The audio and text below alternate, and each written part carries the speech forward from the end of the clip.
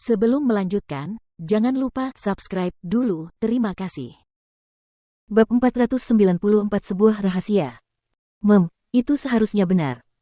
Setelah mendengar jawaban Chu Feng, Jiang Hengyuan mengalihkan pandangannya kembali ke burung besar yang menakutkan itu. Dia menemukan bahwa api di tubuh burung besar itu juga saat ini kembali ke tubuhnya. Jadi, atas kata-kata Chu Feng, dia sangat mempercayainya dan tidak meragukannya. Dia tidak memiliki sedikit pun kecurigaan. Setelah itu, Jiang Hengyuan dan yang lainnya mulai memeriksa burung besar itu secara rinci, melihat apakah ada harta karun di tubuhnya atau tidak. Namun pada akhirnya, mereka tidak menemukan harta karun apapun pada burung besar itu. Akan tetapi, meskipun demikian, Jiang Hengyuan tetap secara pribadi meletakkan formasi roh penyembunyian yang luas untuk menyembunyikan burung besar itu. Selain itu, Jiang Hengyuan bersiap untuk tidur di samping burung besar itu untuk bertindak sebagai penjaga di sana. Meskipun burung besar itu tidak membawa harta apapun, ia sendiri adalah harta karun. Bulu, gigi, dan tulangnya dapat dibuat menjadi senjata. Senjata yang sangat kuat. Melalui pemrosesan spiritualis dunia, semuanya dapat dibuat menjadi senjata tingkat harta karun yang hanya kalah dari persenjataan elit. Bahkan daging dan organnya, setelah dimakan, dapat membantu kesehatan pikiran dan tubuh seseorang. Daging dan organ tersebut juga dapat diramu menjadi obat, dan bahkan dijadikan sumber daya kultivasi. Namun, burung besar itu sangat kuat. Meskipun saat ini sudah mati dan kekuatannya telah hilang, tubuh fisiknya masih sangat kuat.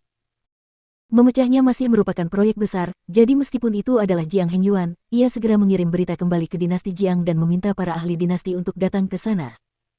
Dalam waktu kurang dari beberapa hari, Raja Monyet Raksasa dan para ahli dinasti Jiang, yang tinggal di Sekolah Naga Biru, datang. Jadi ternyata api itu menggemparkan hampir seluruh provinsi biru. Para ahli datang ke sana karena mereka mengejar api itu.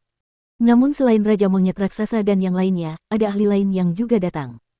Dia adalah Zi Xuanyuan. Kakek Xiling juga datang. Ini adalah burung dewa Inferno. Ia adalah spesies binatang buas yang memiliki darah khusus di wilayah Laut Timur.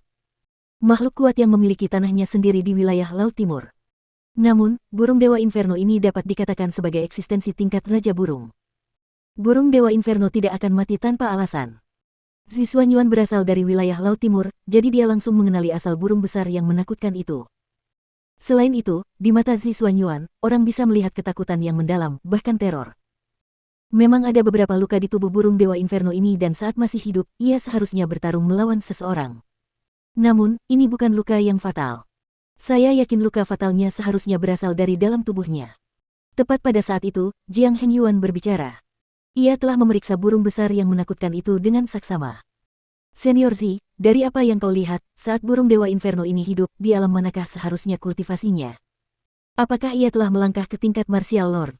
Setelah itu, Jiang Hengyuan menatap Zi Xuanyuan lagi. Tidak hanya Zi Xuanyuan lebih tua darinya, kultivasinya juga lebih kuat darinya. Satu-satunya orang yang bisa melawan Zi Xuanyuan mungkin hanya Raja Monyet Raksasa. Jadi, Jiang Hengyuan harus menghormati Zi Xuanyuan. Martial Lord. Kau terlalu meremehkan Inferno Divine Bird ini. Inferno Divine Bird adalah monster yang memiliki garis keturunan murni. Ia berasal dari zaman kuno, dan telah berkembang di dunia ini selama beberapa puluh ribu tahun. Binatang buas yang lebih mirip itu kemungkinan besar tidak akan membentuk bentuk humanoid. Mereka akan mempertahankan bentuk asli binatang buas mereka untuk bereproduksi dan bertahan hidup. Jadi, kekuatan burung dewa Inferno dapat ditentukan berdasarkan ukuran tubuhnya. Berdasarkan ukuran tubuh burung dewa Inferno ini, seharusnya ia berada di level Raja Burung. Jumlah burung dewa Inferno di level Raja Burung, dari kelompok burung dewa Inferno saat itu, tidak lebih dari 3. Jadi, burung dewa Inferno ini sama sekali tidak hanya berada di ranah Martial Lord. Ia adalah eksistensi di level Martial King. Zi Xuanyuan berkata dengan wajah penuh kesungguhan. Apa? Martial King? Mendengar kata-kata itu, tidak ada seorang pun di tempat kejadian yang tidak terkejut. Di benua 9 provinsi, tidak ada seorang pun yang bisa melangkah ke ranah Martial Lord, jadi seberapa mengerikankah keberadaan Martial King? Dan seperti apa keberadaan orang yang membunuh Inferno Divine Bird itu? Namun, dibandingkan dengan keterkejutan dan tebakan liar orang lain, Chu Feng sedikit mengernyit. Dia merasa gelisah di dalam hatinya karena dia tidak bisa tidak memikirkan lelaki tua berpakaian hitam itu. Kalau benar burung dewa Inferno itu merupakan eksistensi setingkat Raja Bela Diri, dan memang dibunuh oleh lelaki tua berpakaian hitam, itu juga berarti lelaki tua berpakaian hitam itu sekurang-kurangnya merupakan ahli setingkat Raja Bela Diri. Saat ini, di benua 9 provinsi, seorang ahli Raja Bela Diri benar-benar datang, namun kebetulan saat ini, adalah saat dinasti Jiang bersiap untuk membuka makam kaisar. Jika berita tentang makam kaisar diketahui, kemungkinan besar lelaki tua berpakaian hitam itu akan ikut campur. Lagi pula, dengan daya tarik makam kaisar, bahkan jika itu adalah spiritualis dunia jubah emas, dia pasti akan merasa sangat tertarik. Dan jika lelaki tua berpakaian hitam itu benar-benar ikut campur, Chu Feng benar-benar tidak akan tahu apakah itu keberuntungan atau malapetaka karena niat membunuh lelaki tua berpakaian hitam itu terlalu kuat. Chu Feng tidak berani memastikan apakah dia akan membunuh orang-orang dari dinasti Jiang demi harta karun itu. Jadi, Chu Feng ragu-ragu. Ragu apakah dia harus mengatakan hal itu kepada dinasti Jiang. Namun, kekuatan lelaki tua itu terlalu kuat. Chu Feng bahkan tidak benar-benar tahu apakah lelaki tua itu pergi atau tidak. Jika lelaki tua berpakaian hitam itu tidak pergi dan Chu Feng memberitahu yang lain tentangnya, dia tidak berani menjamin bahwa lelaki tua itu tidak akan marah. Pada saat itu, mungkin saja nyawanya yang kecil tidak dapat dipertahankan. Tidak masalah jika dia mati, tetapi jika orang tua itu akan membunuh semua orang, dan juga membunuh Ziling beserta keluarganya, itu akan menjadi masalah besar. Pada akhirnya, Chu Feng tidak berbicara. Ia memutuskan untuk bertaruh dan berharap lelaki tua berpakaian hitam itu segera pergi. Lagi pula, di tempat seperti ini, tidak ada gunanya tinggal diam bagi orang sekuat dirinya. Chu Feng, ikut aku ke sana. Ada sesuatu yang ingin kukatakan padamu sendiri. Tiba-tiba, Zishuanyuan menepuk bahu Chu Feng. Kakek, ada apa? Bolehkah aku ikut mendengarkan?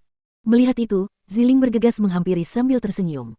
Gadis kecil, apakah aku masih akan menyakiti Chu Feng? Melihat cucunya sendiri melindungi Chu Feng seperti itu, Zishuanyuan merasa sangat tidak berdaya. Ziling, jangan khawatir. Aku akan segera kembali setelah pergi bersama senior Xuanyuan. Kata Chu Feng sambil tersenyum. Baiklah. Melihat Chu Feng berbicara, barulah Ziling mengangguk patuh.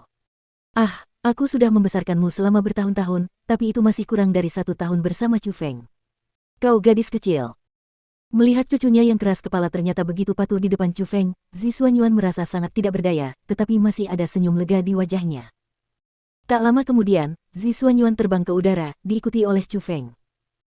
Setelah mereka berdua terbang keluar dari Void Mountain Range dan memasuki area luas yang dipenuhi awan putih, Zishuanyuan melambaikan lengan bajunya yang besar dan membentuk formasi roh kedap suara berwarna ungu. Pada saat itu, Chu Feng terkejut dalam hatinya. Dia tidak pernah menyangka bahwa Zishuanyuan juga seorang spiritualis dunia, dan dia bahkan seorang spiritualis dunia jubah ungu. Namun setelah berpikir lebih mendalam, dia kembali tenang. Bagaimanapun, lelaki tua itu memang sudah tidak terduga sejak awal. Jika ada spiritualis dunia jubah emas di wilayah Laut Timur, akan jauh lebih dapat diterima jika ada spiritualis dunia jubah ungu. Chu Feng. Hari ini, aku akan memberitahumu sebuah rahasia yang bahkan Ziling tidak tahu. Akhirnya, Zishuanyuan berbicara.